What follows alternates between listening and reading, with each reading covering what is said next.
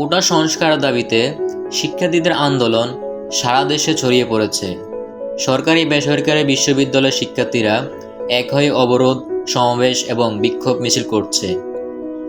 এর মধ্যে শিক্ষার্থীদের আন্দোলনে ছাত্রলীগের হামলায় ঢাকা বিশ্ববিদ্যালয় সহ দেশের বিভিন্ন স্থানে অনেক শিক্ষার্থী আহত হয়েছেন।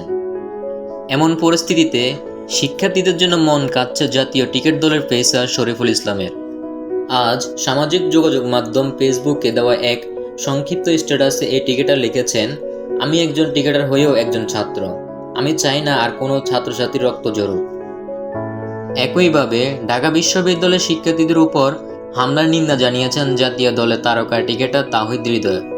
এক ফেসবুক স্ট্যাটাসে এই টিকেটার লিখেছেন, সব কিছু থেকে দূরে আছি, তাই অনেক কিছুই দেখা হয়নি। আমার প্রাণে ঢাকা ইউনিভার্সিটি আর রক্তাক্ত না হোক। তাহিদ এখন ঢাকা বিশ্ববিদ্যালয় লোক প্রশাসন বিভাগে অধ্যয়ন করছেন।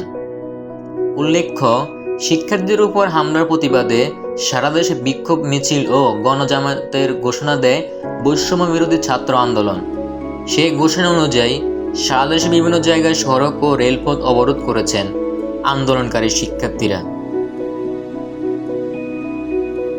এরকম নতুন নতুন ভিডিও পেতে আমাদের সঙ্গে থাকুন। ধন্যবাদ।